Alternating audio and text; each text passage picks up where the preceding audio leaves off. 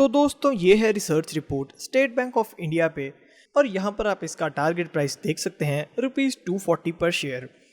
और अगर हम करंट मार्केट प्राइस की बात करें तो ये अप्रॉक्सीमेटली है ₹200 और जो फिर इसका अपसाइड निकल के आती है ये निकल के आती है 20%।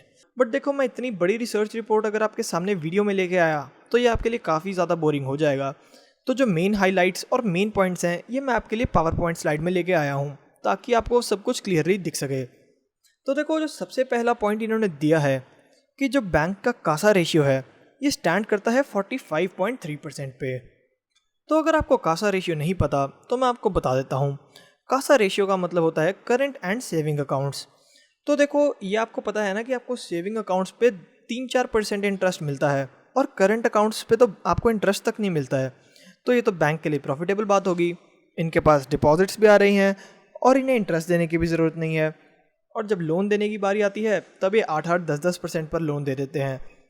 तो जितना कासा रेशियो अच्छा होता है उतना ही एक बैंक के लिए अच्छी बात होती है। तो यहाँ पर मैं आपको दिखा देता हूँ कि इस बैंक का जो कासा रेशियो का ट्रेंड है ये भी काफ़ी अच्छा रहा है और ये इम्प्रूव होता जा रहा है। और तो और जो स्टेट बैंक ऑफ इंडिया का कासा रेशियो है ना ये तो प्राइवेट बैंक से भी अच्छा हो चुका है। यहाँ पर HDFC बैंक, ICICI बैंक, इन दोनों से अच्छा हमारा SBI निकल के आया है। आप देख सकते हैं 45%। और फिर यहाँ पर हम पॉइंट्स देख लेते हैं कि जो डिपॉजिट ग्रोथ है ये स्ट्रॉन्ग रही है 16% ईयर ऑन ईयर बेसिस पर।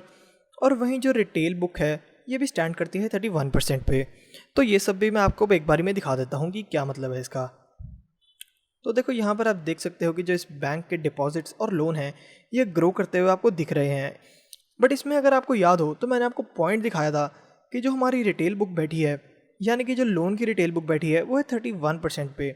जिसका मतलब है कि जो इन्होंने सारे लोन दिए हुए हैं उनमें से 31% तो सिर्फ और सिर्फ रिटेल कंज्यूमर्स के लिए ही है। तो देखो रिटेल जो लोग होते हैं ये सबसे कम डिफ़ॉल्ट करते हैं। ठीक है, आपने कोई विजय माल्या जैसा इंडिविजुअल सुना है क्या? नहीं सुना होगा ना, क्योंकि जब ये बैंक्स होते हैं ये लोन जब दे रहे होते हैं तब काफ़ी अच्छी तरह रिटेल वालों की चेकिंग करते हैं कि क्या इनके पास जॉब है या नहीं है। तो ऐसी काफ़ी वेरिफिकेशंस होती हैं। तो इस वजह से जो रिटेलर्स को लोन दिया जाता है ना उसे काफ़ी हद तक सेफ़ माना जाता है और ये हमारी स्टैंड करती है 31% ऑफ टोटल बुक पे। ठीक है, और फिर अब हम लास्ट पॉइंट इसका देख लेते हैं जो कि है कि स्टेट बैंक ऑफ इंडिया का जो म्यूचुअल फंड है उसकी सबसे ज़्यादा मार्केट शेयर है जो कि 18% है, जिसमें कि खास एक्सप्लेनेशन देने की मुझे ज़रूरत नहीं है और ये हाईएस्ट मार्केट शेयर है जो कि अच्छी बात है। ठीक है, तो अब बैंक के थोड़े और फाइनेंशियल्स के बारे में देख लेते हैं। तो इस बैंक का जो PCR है, सॉरी यहाँ पे PCT लिखा हुआ है बट PCR लिखना था, प्रोविजनल कवरेज रेशियो लिखना था मुझे। ठीक है, ये है 67% पर। ये मैं आपको बताऊंगा, आप टेंशन मत लो।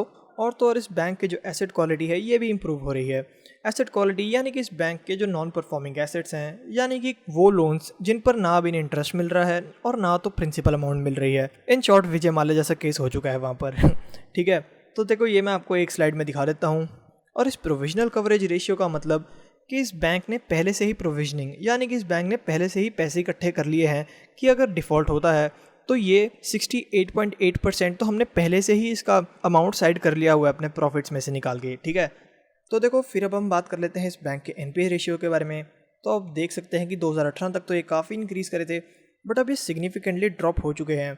और एक्सिस बैंक की एक्सपेक्टेशंस के हिसाब से ये इस ईयर में यानी कि पूरे के पूरे फिस्कल ईयर 21 में और फिस्कल ईयर 22 में NPS काफ़ी ज़्यादा ड्रॉप हो जाएंगे जो कि एक अच्छी बात ही है। ठीक है, मतलब अब इनके पास ज़्यादा डिफ़ॉल्टर्स नहीं रहेंगे और जो इनके लोन्स हैं ये सिक्योर्ड और हेल्दी होंगे। ठीक है, और फिर ये कहते हैं कि इस बारी लोएस्ट स्लिपेजेस देखने को मिली हैं। ये मैं आपको स्लाइड में दिखा देता हूँ। स्लिपेजेस का मतलब कि न्यू NPS कितने आए हैं। तो आप देख सकते हैं कि ये भी सिग्निफिकेंटली ड्रॉप कर रहे हैं। ठीक है, और जो हमारा करंट क्वार्टर है जिसका भी रिसेंटली रिजल्ट आया है उसमें तो ये स्लिपेजेस बहुत कम देखने को मिले यानी कि न्यू बैड लोन्स बहुत कम आए जो कि एक अच्छी बात ही है। ठीक है, और फिर जो मॉरेटोरियम की बुक है वो स्टैंड करती है 9.5% पर। और इसके बारे में मैं आपको ना कोई चार्ट दिखाऊंगा क्योंकि ये कुछ खास इंटरेस्टिंग बात नहीं है। अगले पॉइंट में ये कहते हैं कि जो नेट इंटरेस्ट मार्जिन है ये भी इस बैंक का इम्प्रूव हो रहा है। तो ये मैं आपको स्लाइड में दिखाऊंगा कि क्या मतलब है इसका। तो यहाँ पर आप देख सकते हो कि इस बैंक का नेट इंटरेस्ट मार्जिन जो है वो इम्प्रूव हो चुका है फ्रॉम 2.4 टू 3.0। तो देखो सिंपल बात, नेट इंटरेस्ट मार्जिन का मतलब कि इन्होंने कितना प्रॉफिट कमाया है लोन बेचते हुए। तो देखो अगर आपने SBI में अकाउंट खुलाया है और वहाँ पर डिपॉजिट करे हैं पैसे तो आपको 3% इंटरेस्ट मिल रहा है। बट उन्होंने उसी अमाउंट का किसी को लोन दे दिया 6% पर, तो इनका मार्जिन कितना निकल गया? इनका मार्जिन निकल गया है 3%। तो आप देख सकते हैं कि ये इम्प्रूव हो रहा है ना। तो दोस्तों ये थे इस बैंक के काफ़ी सारे मेन पॉइंट्स। अब आप देख सकते हो कि जो इस बैंक की टोटल वैल्यूएशंस या टारगेट प्राइस कैसे निकल गया है। तो इसमें भी मुझे कुछ खास एक्सप्लेन करने की ज़रूरत नहीं है, बट मैं आपको ये बात बता दूं कि आप देख रहे होंगे कि यहाँ पर लेस 20% होल्डिंग लिखा है। तो देखो, किसी भी अगर कंपनी के अंदर काफ़ी सारी सब्सिडरीज हो ना, तो उसका जो टोटल प्राइस निकल के आता है, यानी कि जो उसका शेयर प्राइस होता है, वो कभी भी सब्सिडरीज का मिक्स नहीं होता। यानी कि अगर आप इन्हें ऐड करोगे ना, तो आपको 268 रुपीज़ देखने को मिलेगा। बट क्योंकि सब्सिडरी सारी की सारी एक कंपनी में है, तो ये जनरली मार्केट में ट्रेंड है कि इनको डिस्काउंट के तौर पर लिया जाता है, जिस वजह से जो आपका टोटल टारगेट प्राइस निकल के आता है वो होता है 240 रुपीज़ पर शेयर। तो दोस्तों, अगर आपको ये वीडियो अच्छी लगे तो प्लीज़ इसे लाइक करना और मुझे सब्सक्राइब भी करना। Thank you.